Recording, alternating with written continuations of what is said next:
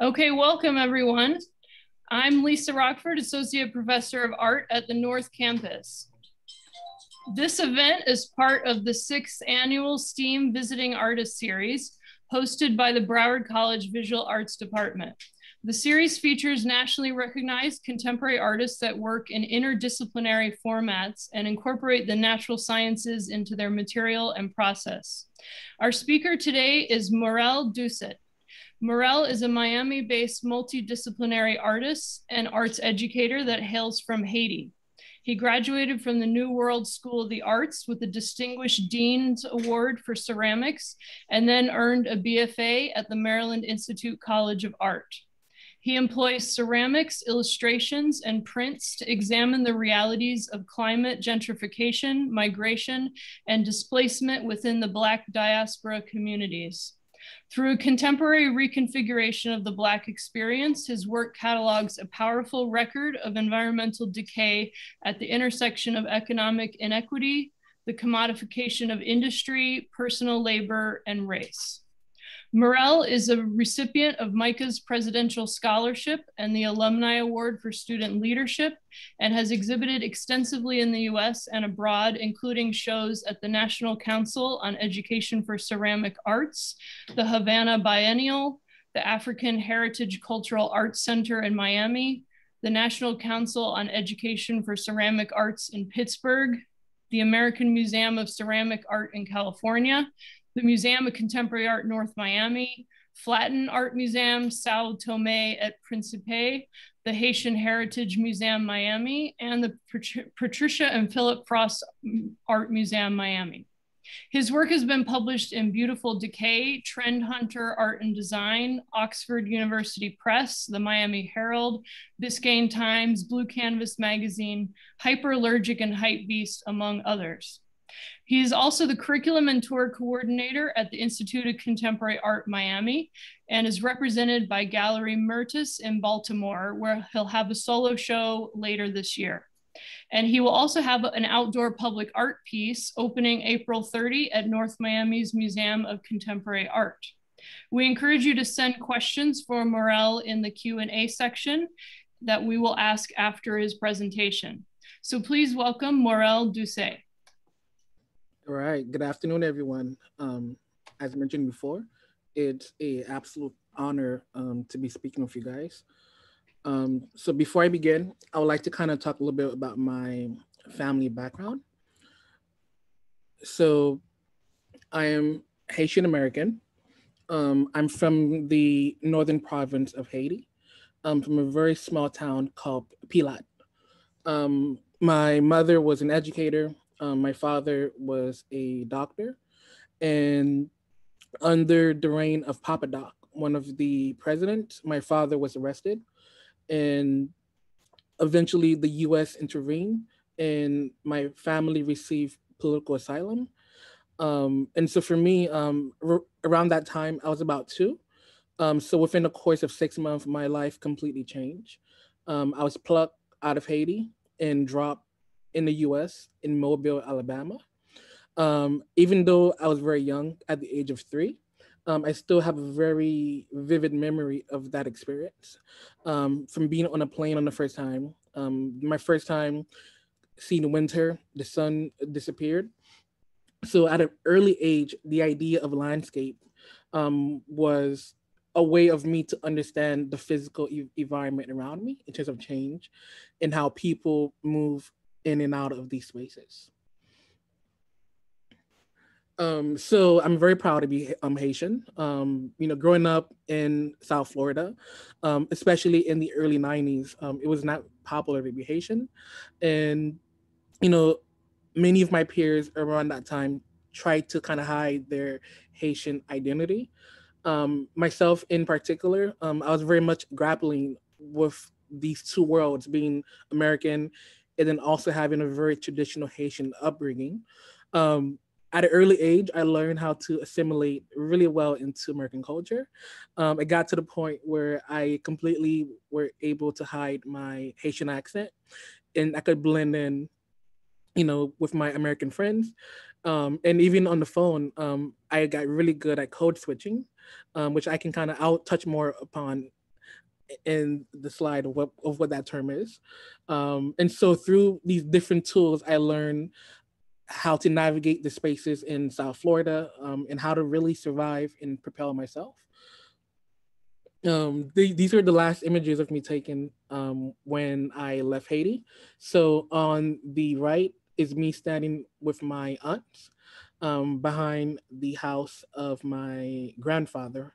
And then the image on the left is one of the earliest images of me taken in the U.S. And so I had, I grew up on a farm, and so I remember, I had this toy horse. That was kind of like this only connection back to my homeland back in Haiti. Very much you can see in my facial expression. I was very a serious child.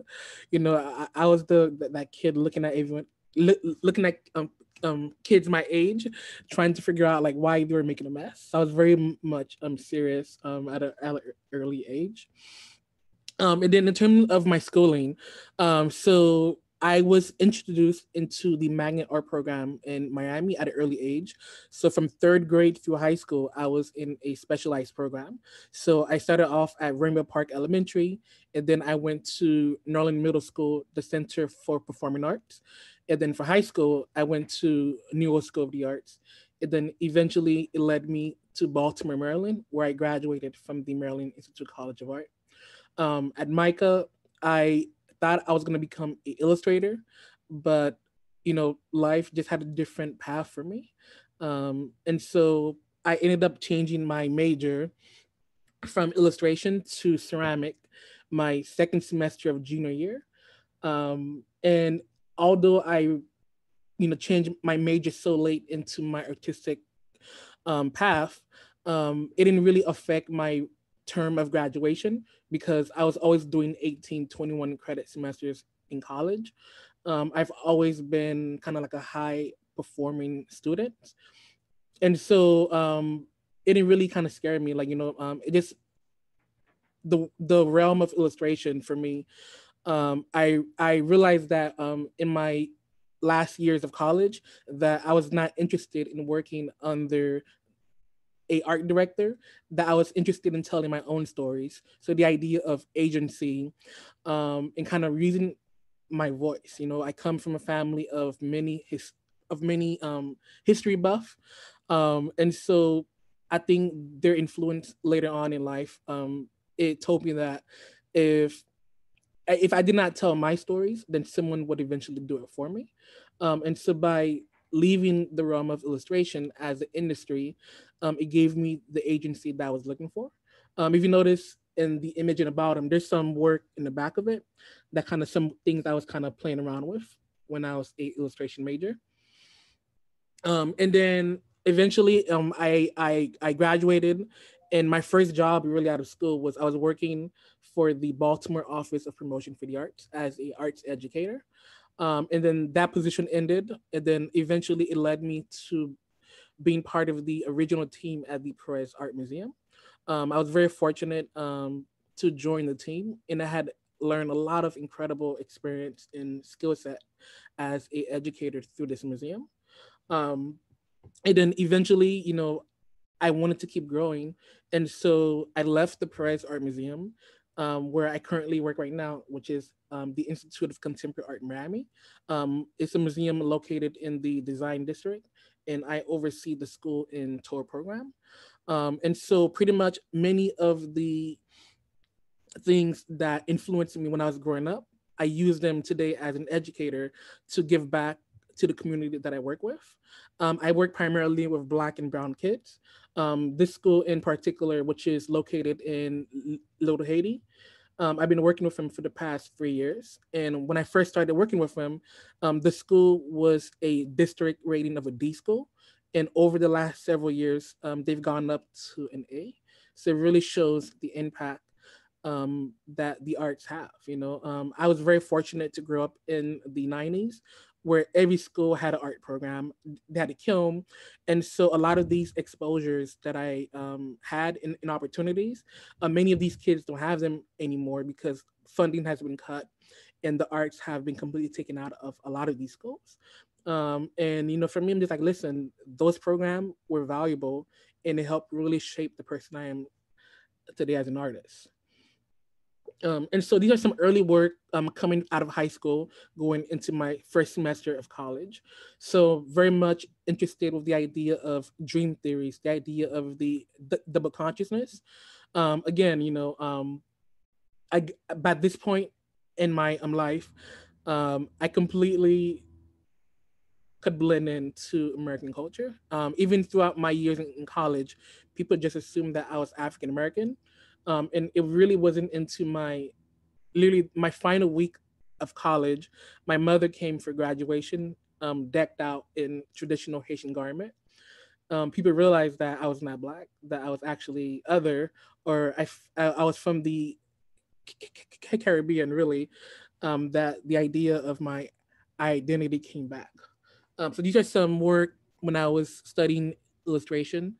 I actually was interested in medical illustration at a certain point in my time in college. Um, and then these are some other works from college as well, looking at different cultures. So I'm very much interested in the idea of textures, color, form, light, and how these different principles and elements of art merge together in order to, present itself as a final work of art. Some other pieces as well.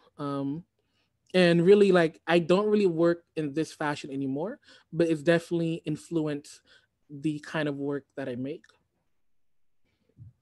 Some other pieces. At a certain point, I was even looking at some cultures from the East, in Japan, in China, looking at the fables and the folklore as well. So this is one of the earliest pieces I did post college. This piece is called The Brown Menagerie, and really looking at the vices of colorism that is prevalent throughout the Caribbean. And so with this body of work here, it's kind of paying homage to brown skin. This piece was in direct response to a study done on the color brown, where they did a study of over 1,000 kids, and they gave each one of them a box of crayon, and they told them to pick one color from the box of crayon. And after 1,000 students, the color brown was the only color that was left inside of the box of crayon. And so it went into the idea of, like, so this study eventually went on to the psychology of the color brown. It was trying to say that within our human psyche, we had this association with brown being the symbol of decay, of something that is rotten, of something that is not good for us. And so somewhere within our subconscious, that we our instinct make us stay away from the color brown. And then the study went on to talk about, why colorism plays effect in the Caribbean, and and the struggles it is to be a person of darker skin throughout the Caribbean. And then this is my largest piece I've ever created, called Clockwork. This work took about a year to make. It was extremely labor intensive. This piece is essentially a altar for the passage of time. And so using the metaphor of the clock, I'm really trying to tackle the issue of climate change and the bleaching of the coral reef. And then there's another layer that talks about, again, the idea of colorism within the Caribbean. And so with my work is very much political, but then it's not the overall front theme of it. I allow viewers to really appreciate the work for the aesthetic and the beauty of it. And then if you want to go deeper, then I definitely welcome you to go to take a deep dive into the topics that I'm exploring with my work.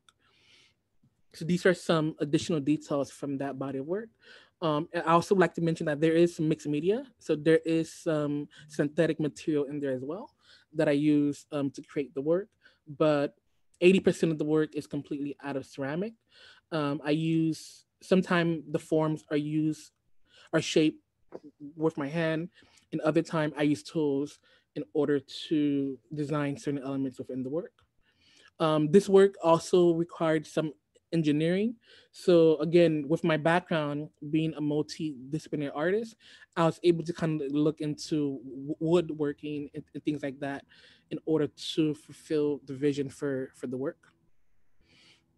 And then eventually that body of work, it led me to a new series that I produced back in 2015 called Follicle Cells by Ada. And this is a little bit behind the scenes of that process.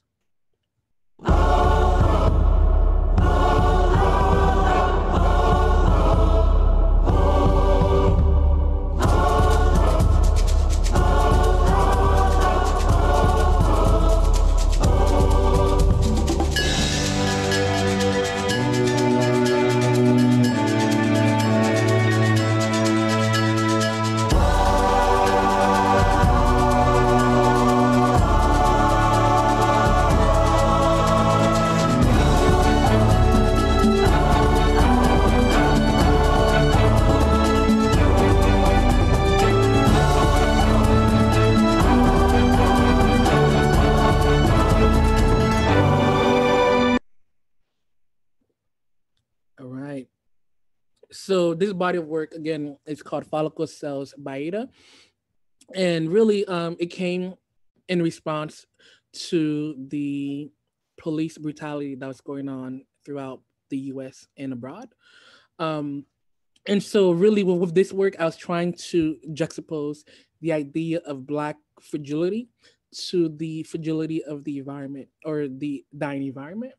And I was trying to kind of come to this conclusion that if we as a collective, as a human global group can come together and save the coral reef, save the environment, then potentially there might be hope to be a person of color, to be a Black person living in the US and abroad. This work is looking at the idea of the coral reef through the microscopic lens. So these are part of different coral reef that I'm trying to replicate. And again, these are done either with my bare hand or through different tools that I use to mimic the form.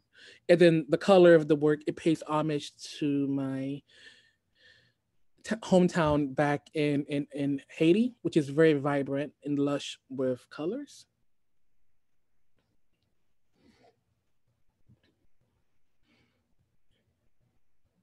Something I'll also like to mention is, sometime as artists, I have a team that I work with.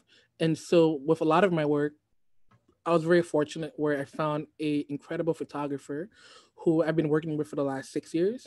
So through working with him, I'm able to bring a lot of my work to life and really tell the different stories that I'm trying to communicate in the work. So I like to kind of acknowledge that part of my work as well. And then after I explored the facet of that body of work, back in 2017, 18, Florida really experienced one of the greatest ecological fights we had with the battle of the blue-green algae and the red tides.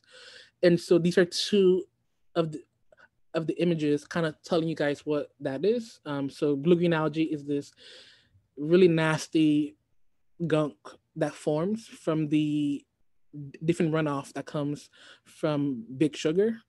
And then the red tide is another form of that as well.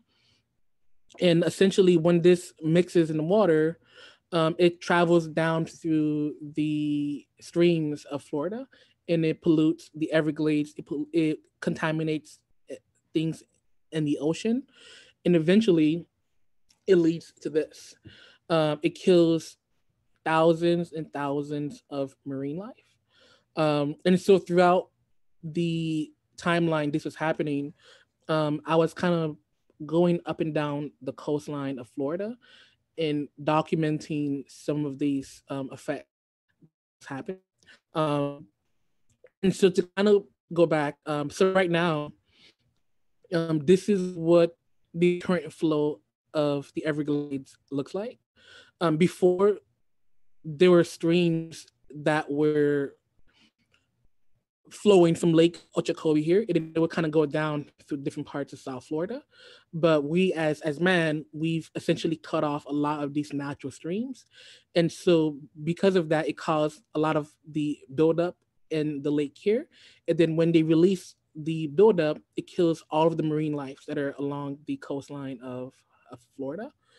And so I wanted to bring a way to kind of tell the story that was going on, because this is under Governor Rick Scott. And so when you have a team of scientists who are essentially banned from mentioning the word climate change, from talking about what was going on, how do you disseminate this information to through the actual public? And so I started to make work in response to what was going on. So I started to use different forms of allegory and humor to kind of make a commentary on that. So this is a install piece that I did for my solo show called The Ocean Dances Over Sun-Buttered Mountains. And so this is kind of in response to how the fishes were washing up every single morning. So in order to clean up the dead fish, the state of Florida was paying about $15,000 per day to send workers with trucks to clean up all of this mess that was going on the coastline. And then the irony is the fishes were literally washing up, and they're telling people that the beaches were safe to swim in. And then some other work from that as well that kind of connects to this. So I use different forms of that to kind of tell the idea of beauty and death, life and death throughout the work. So this work here called White Noise, Let the Choir Sing, Magnified Silence is another kind of allegory. Looking how we as a global unit are sitting down, we're being passive, and we're letting the destruction of the environment happen before our eyes. And then some other themes that connect back to ideas of colorism as well within my work. So those are like kind of bigger central themes in that work.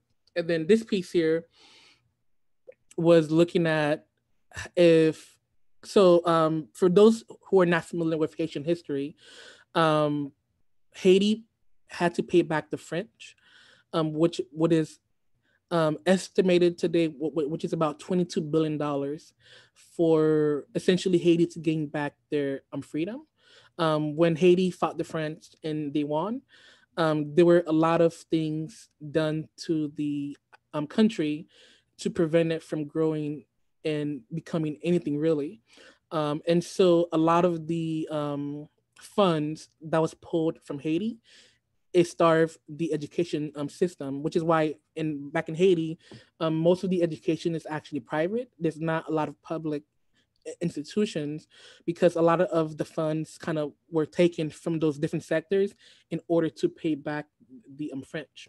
So with this work is actually a conversation piece where if Haiti and France were to come to the table, what would the idea of reparation looks like for this island, and how could the fund, that amount of money, $22 billion, how would that transform the entire outcome of Haiti as a country?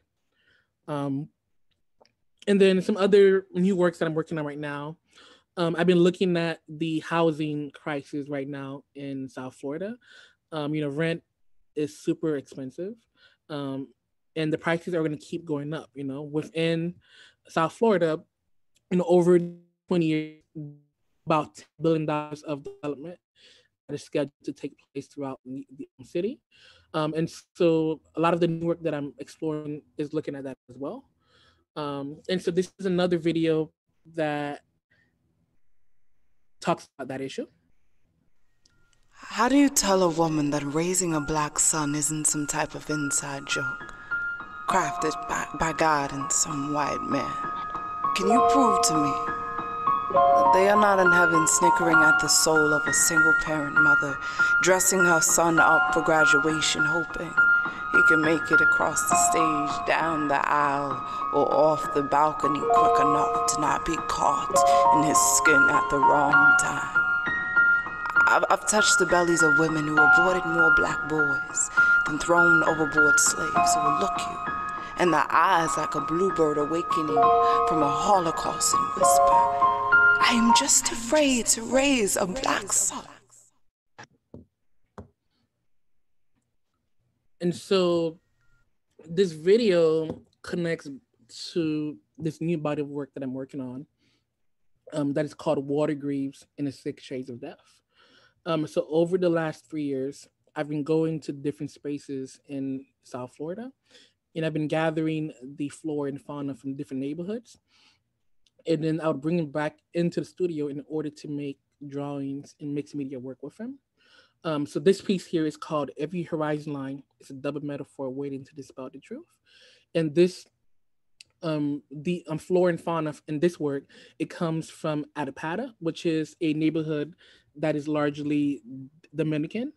And so this piece, if you notice, there's a figure in it, but the figure is kind of slightly going in and out of the work. And it connects back to the idea of colorism as well, with this body of work. And there's some other pieces that I've done along the way that gathers, again, the flora and fauna from these different neighborhoods. One of them is from the Pork and Beans, which is actually the name of a suburb here in. And in this piece over here with the seeds, it comes from Overtown, Miami. And then some other pieces as well within that body of work. So I'm using, again, like palms, leaves, really whatever material I think would make a really great texture in order to further the story of this body of work.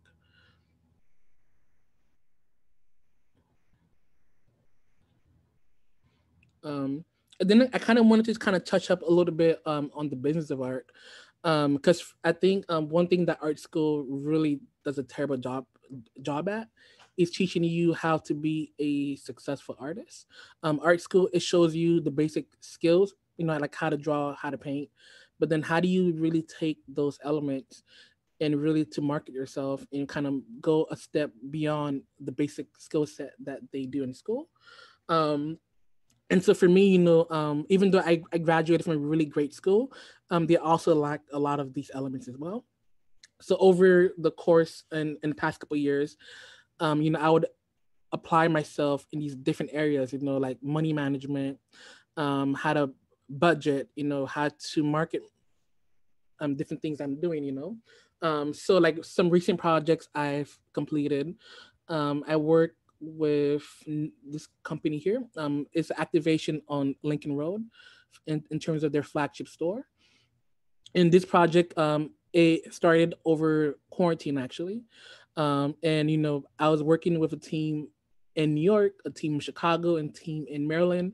So it kind of, if anything, it shows the power of working remotely, and that this is the way of the future, where you don't have to be in a physical space with somebody in order to fabricate and do a project. Some other projects I've done recently, I did another collab with Arteza, which is a art supply company. They launched this new art kit, and so they reached out to me, and I was able to use my work as part of the story that they were telling. And then I did another collab with Commissioner, which is a organization based here in Miami, and I was able to kind of bring to life a old concept that I had for my work. And then, as Lisa mentioned, I have this upcoming project with the Museum of Contemporary Art in North Miami, which is going to activate the outdoor plaza. I'm working with another Haitian artist, Stefan Arbrat. And then really just kind of to summarize a little bit about myself, I see myself as a cultural historian. I come from that legacy. And so for me, it's important that I tell the stories that are important for me and my culture, being Haitian American. I see myself as an environmental activist. I use my platform to disseminate information and truth. After coming from a former president, the idea of fake news, what is real, what is not, what is alternate facts, is like, for me, like science. Science is factual. There's data, there's evidence behind it, and so many of my work relies on the data that is produced by scientists in order to put those out, you know. I see myself challenging the status quo. You know, being a museum educator, I think museums are spaces for open dialogue. You know, whether you agree or disagree, that's up to you. But at least as an artist, as an educator, I would invite you to have an open conversation, whichever topic you want to talk about. Um, and it really, I love ceramic as a medium because I think is one of the only mediums that intersect human history, culture, and economics. Within our human history, for example, with porcelain ceramic, at a certain point, it had the same monetary value as gold. And so, if you went into someone's home, they would have a piece of porcelain somewhere on their mantle or somewhere in the front of the house. So it was a way of them saying that they had money or they had status, without them verbally telling you. That's all you had to do was see the work in their home, and they would tell you that, you know. And then finally, my artist model is create to serve, create to experience, and create to dream. Um, and then I'm gonna kind of exit out of the PowerPoint because I'm gonna head over to my website, and then from there we can kind of do any Q&A with the students. If they have any questions for me, let me know. And so over the last several years, you know, I've spent a lot of time building and working on my website. You know, again, going back to the idea of marketing, my biggest platform for me is Instagram. And so many of my business ideas they're presented to me through Instagram. And so I think, you know, for those of you that are in a class, you know, as you're making the work that you're making, you know, definitely document the work. Photographing it is super important. Keep a archive of the work that you are doing. And then keeping records of your exhibitions. You know, I just updated my press page from last night, for example. So every exhibition you're in, really keep a record of that, because these are things that are super important. And so sometimes, you know, life happens and I forget to post things on here, but eventually I always put a time on my calendar to go back and make sure that I'm keeping up to date with my press and different events that are taking place with my practice.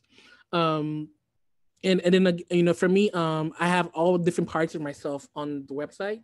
I even have a section where it highlights myself as a museum educator. So these are some of my students I work with and projects I've done over the course of my career as a museum educator. And this is a section that I really struggled with, because I at a certain point I wasn't sure if I wanted to really highlight me being a museum educator. Maybe I just wanted to focus on being solely a artist. And then after many years, I decided that, you know what, being an educator is a very important part of the work, and it brings value to me as an artist as well. And so that was kind of, I answered that question after thinking about it for many, many times. Um, and then again, some other works that I'm working on, that I did a quick overview with, are here, you know. So, you know, it's important. It's important for you to have a platform where people can reach you, where it's super, you know, if I'm trying to contact you as a client, and it's difficult to reach you, or the website doesn't make sense, then if that's an opportunity that you might lose. So being mindful in how you present yourself, is really important as well. And then even more recently during COVID, I built a shop. So this is a shop I built for fun, and I didn't think it would make any money. It's been doing really well during COVID, so people are able to buy some prints, and things for me like that. So again, and I think as an artist, thinking about the idea of multiple sources of income, I've been very fortunate, within the last several years, where I actually make more money as an artist than me working as a museum in the museum. But I know, you know, that's not the norm for a lot of people. But it was a lot of hard work in order to get to the point where I'm at right now. Um, yes, there's some other works again in that series. I use my photographer, as I mentioned, to really photograph the work and bring them to life, you know? So Lisa, so I think this is like a good point to end. And then I would love to kind of open this up to any students that have any questions or anything you want me to highlight some more on. Okay, great. Thank you, Morel. That was really inspiring. I just see one so far in the Q&A. Can you see it, or you want me to read it to you? Just read it for me. It's easier. Okay. It's more of a comment. As a biologist and environmentalist, this is from Jonelle Orridge. Mm-hmm. As a biologist and environmentalist, I'm so impressed by how you have integrated and represented environmental issues through your work. I'm blown away by your talent and look forward to seeing more of your work and success in the future. Oh, wow. So that was a nice compliment. That was more of a comment. So if anybody else watching has a question or comment, please put that into the Q&A so we can direct that to Morel. Does anyone here have a question yet? I do. Yeah, do you want to come up and ask? Or sure. Okay, and I have students with me, so I might as well just have them ask instead of handing me a question. So if you stand there, you'll be on camera. You don't have to be. Wait, but I have to be on camera? This is Wait, what do you need just to so just go ahead and ask. Okay. I didn't need to see me. Okay, it's okay. Hi, I just wanted to say your work is fantastic and is amazing. And I mean, it's beautiful to just even have the opportunity to like talk to you right now, first and foremost. And also another thing I really wanted to like talk about, I think I'm a photographer as well. Mm-hmm. So I do fashion photography. I've been doing it for 5 years, all on my own, learning. So, you know, I'm an immigrant. I know the struggles that what is to have that double conscious, as you say, and try to blend in with the culture.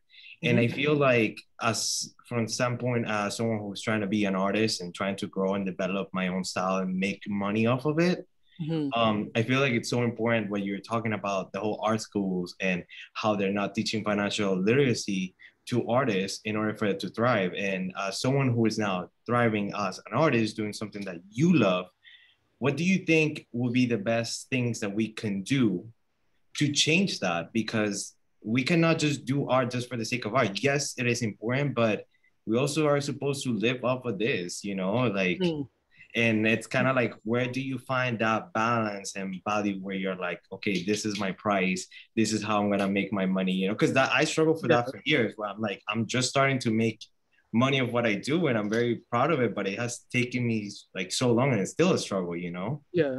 Absolutely. And again, thank you so much. That's a incredible question. I think this is where I think the power holds in the student body. I think if a class goes to the student dean, like, listen, in my opinion, I think the idea of finance should be introduced to students in their freshman year of college. And it's something that reoccurs throughout the entire freshman year through senior year, you know? Again, you know, like I didn't open up my LLC until like 5 years after college.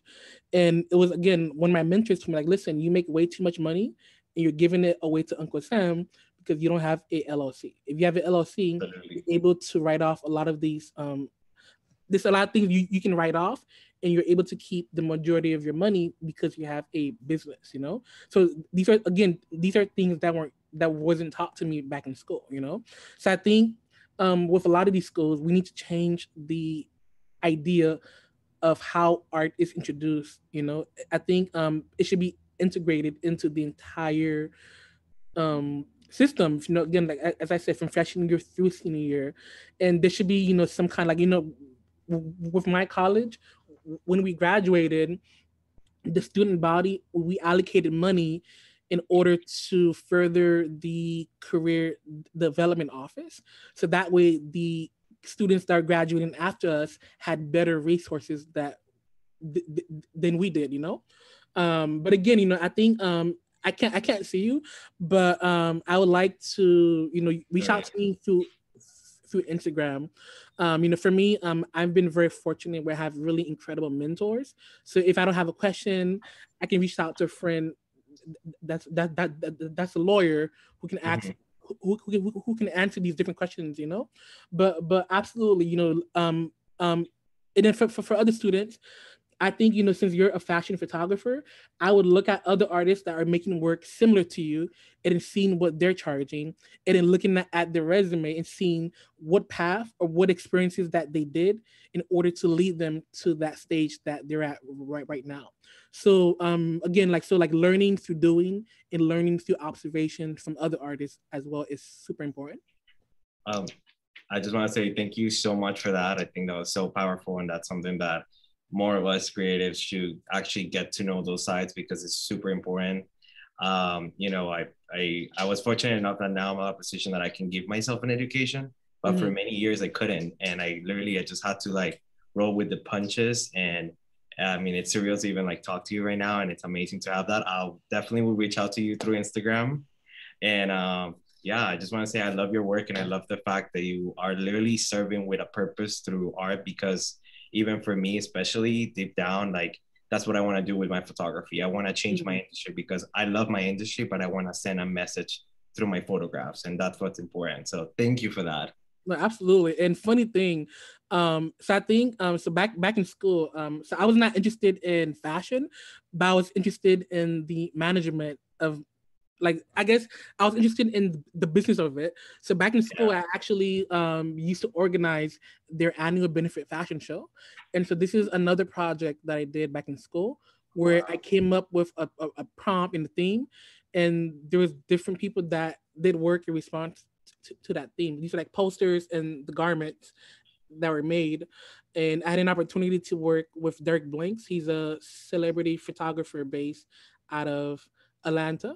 So again, you know, like it shows that, again, as an artist, you're multifaceted. You know, I think for me, I always tell students that are back in college is, if you go to school, take every class. You know, if you're a photographer, don't spend 4 years taking photography classes.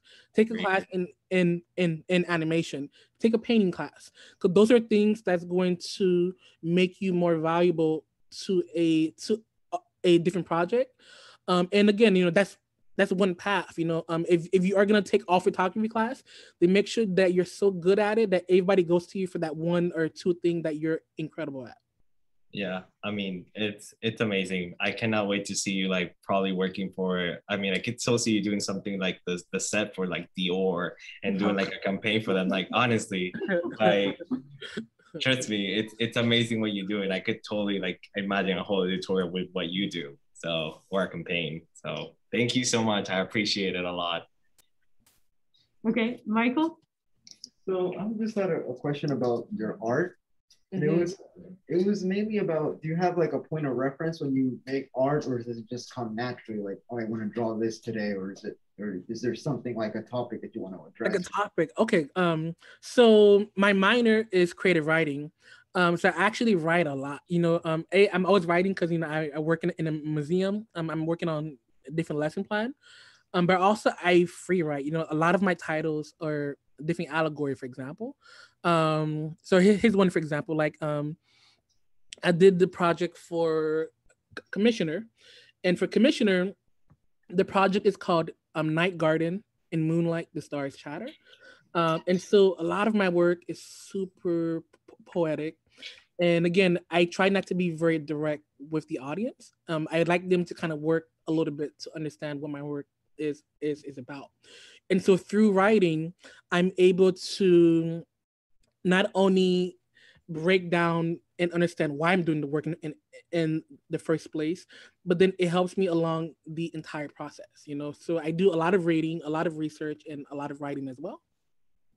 And so again, so these are like, you know, projects from this thing with Commissioner.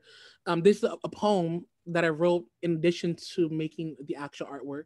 And each of the collector receive a poem, a thank you letter, and a certification of authenticity. And so, yes, I think that's kind of how I work, and that's how I create work, is the writing informs the visual art.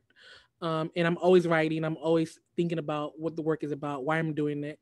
And I look at different histories that inform the work that I'm making as well. Yeah, that was good. Yeah, that answered my question very well. Thank you. Okay, great.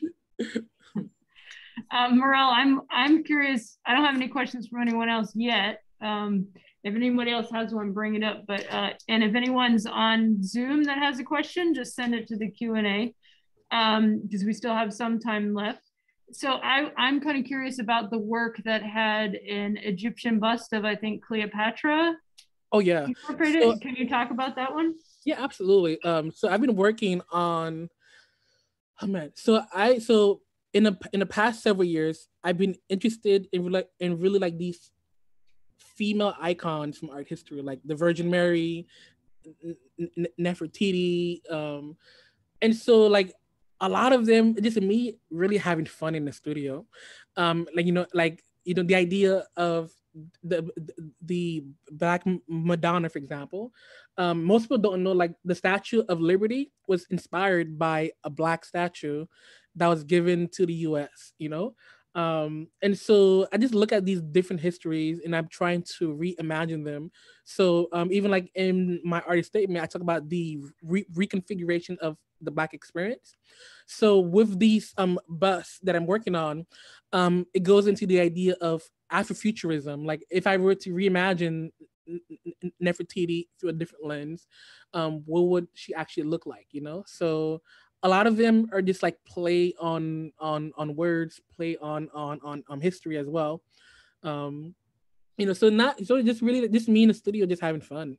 With a lot of my work, even though the topics are very heavy, they're very serious, I leave a lot of room for play as well. I think it's so important for you to have fun in the work that you're making, and the minute the work is not fun, the minute the work is giving me some kind of migraine or a headache, I step away from it. There's certain pieces. It took me like 4 months to 6 months to complete because either I didn't like the direction it was going in, or just was not feeling it anymore. I just needed to walk away from it. So do you sketch your ideas ahead of time or start with your hands? I start with my hands and literally I just let it do what it do. Like I have a loose concept of what it's about, but most time I work in a very organic way. Even like, for example, like the project I did for, hold on, let me go here. So the project I did for them, this is the original sketch, for this project here. And this is like 10 sketches later. They finally approved this version of it. And so I had to go from this sketch and then had to translate it to actual life, And you can see there's small changes from the actual sketch to the final product. But a lot of it is just free forming, just having fun. I think, working organically for me, it gives me a lot of room to just play and just have fun. Okay. Any other questions from anyone? Things you're curious about? Good. So I have another project that I didn't really mention. So I have a project that's going to debut around the same time as a project with Mocha. For those of you who've been to Miami, I have a new work that's going to debut on the Intercontinental. So I'm going to be replacing our iconic dancing lady here in the building. So I have a new project. So just stay tuned for that in May when this project comes out. You said it's going to replace the dancing lady? Yeah, yeah, she's iconic. So it's gonna go on the outside of the building, and so I'm working on that right now in the studio with a team to kind of bring the idea to life a little bit. Can you give us a hint on what it's the shape it's gonna be, or the image? I just say the work is gonna celebrate again the Black experience. I think with the dancing lady, she's either when I think of her, I think she's this very saucy Latinx person dancing in the building, but it's kind of interesting for me to have somebody that the features are African American, because I've never seen that on a building, on this particular building, so I definitely, the work that I'm making is going to celebrate that. are you going to keep it in reference to female or? Yeah, it is going to Okay. be female. It's going to be female. Many of my work, I use women in my work a lot because for me, oh God, so my mom is one of 11 siblings, and out of the 11 of them, 8 of them are all of them essentially, like, the women in my family, they run the show, you know. So I think women are so incredible. They're resourceful, and just how they navigate everything, and how, you know, I just think many of my work, it kind of highlights that. So does your mom talk to you about your work? Does she like your artwork? Oh, that's an incredible question, because especially being Haitian American. So my mom was like this weird anomaly where, even though in the early beginning she didn't really understand really what art was, she saw that it made me happy. So she told me that, look, if this is what you want to do, then just be really good at it where you can put food on the table. I think with my mom, it was not into really my senior year of college until she realized that what art actually was. You know, I think she realized what the industry was and how and why I was doing it. It became more kind of clear for her. But for a very long time, it was abstract. But she supported me because it just made me happy. So do you feel like a lot of the kids that you're educating in Miami are kind of growing up that way with the art programs being cut, that they don't necessarily have a concept of what art is? Yeah, so like even right now, the museum that I work at, I'm still the only full-time person of color. So, or more specifically, I'm still the only full-time Black person at the museum, and I've been here for 5 years. And so the idea of representation is extremely important for me. When I go into the classroom, by me being present in the classroom, then I'm essentially changing this kind of narrative that museum are these white boxes full of white people.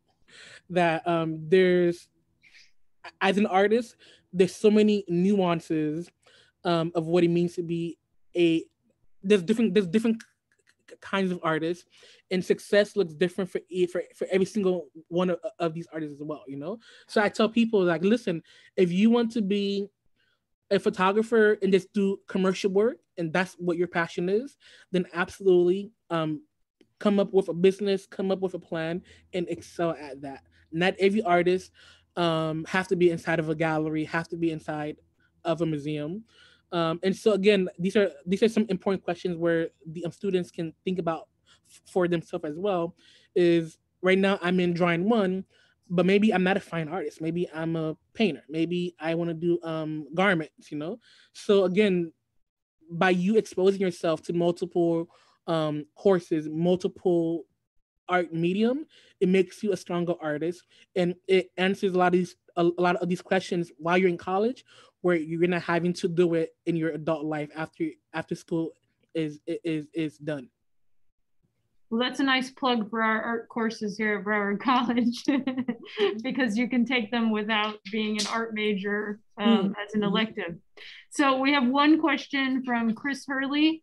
He says, hi, Morel, thank you for the lecture. I came in a little late, so I don't know if you addressed this, but I was hoping you could touch on how your work interacts with your local community. How does the local community impact your work, or how does your work impact the local community?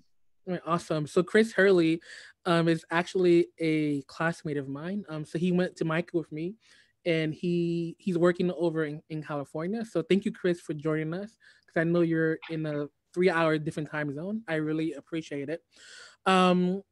So again, I guess to kind of go back to what Chris is saying, I guess maybe this body of work here, where again, you know, when you look at these figures are a mix of photographs as well as actual people that I come across with. You know, I go into the different neighborhoods, and when I'm gathering the plants, when I'm cutting them, it's like, you know, this random Black guy cutting trees. And so people come up to me, you know, they're super interested, like, you know, why are you cutting this? What are you going to use it for? And so the work becomes this entire kind of, it's interactive, you know, where, you know, I take pictures of the people, they become part of the work. and sometimes I go back, I give them a print of the work once I make it. And really, eventually for this body of work, I would love to have over 500 portraits done for this work here.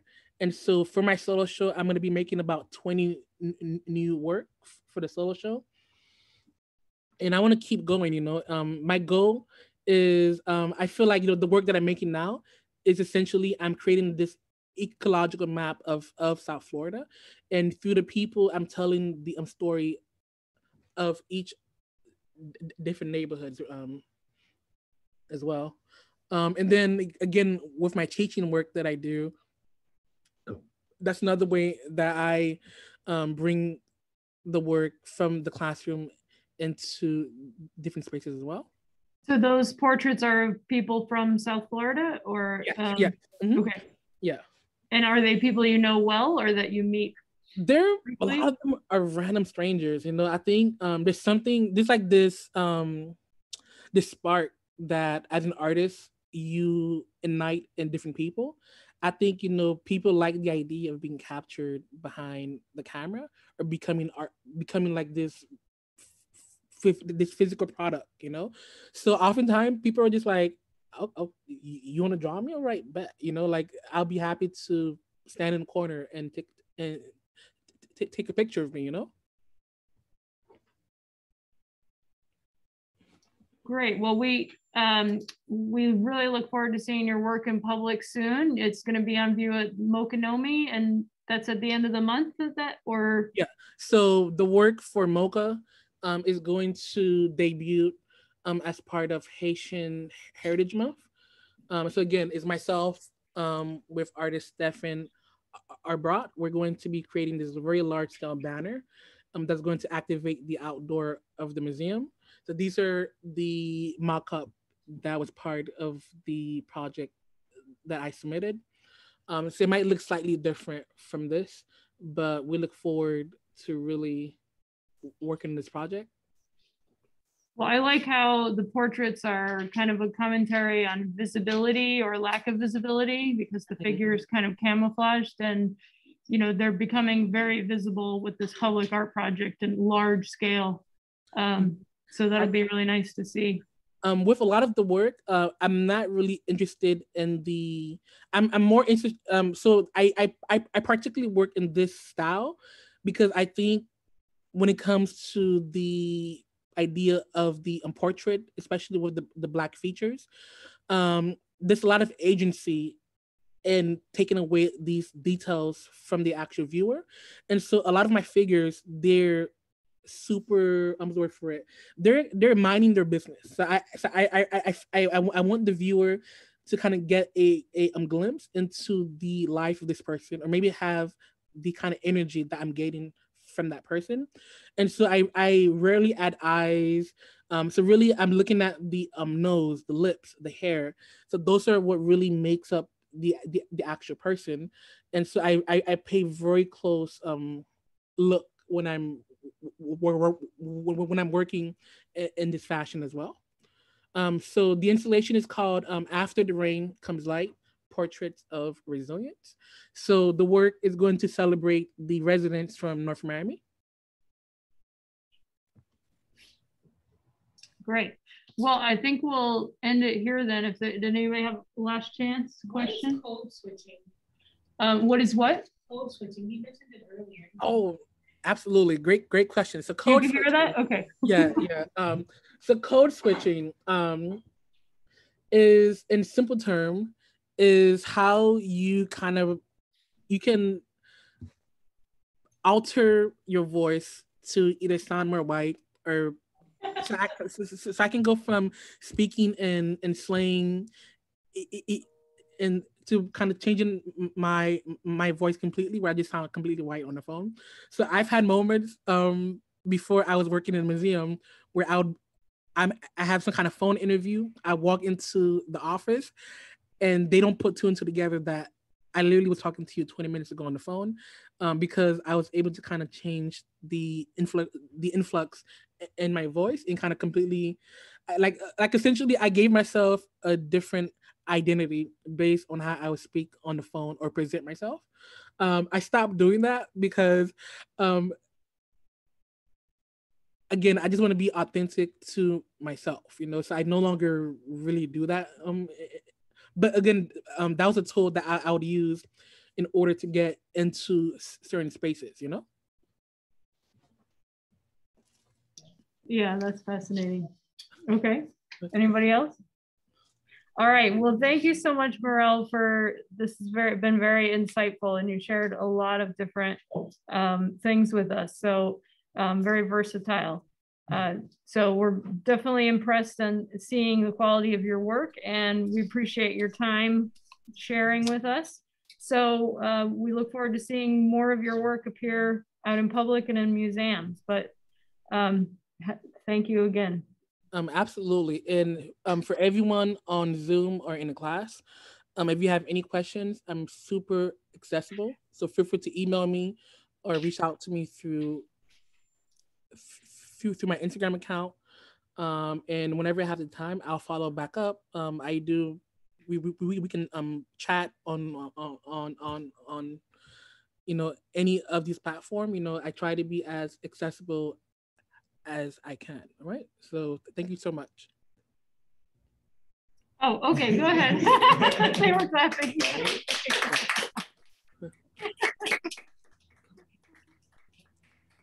All right, we'll see you later, Morel. All right, no problem. All right, thank you.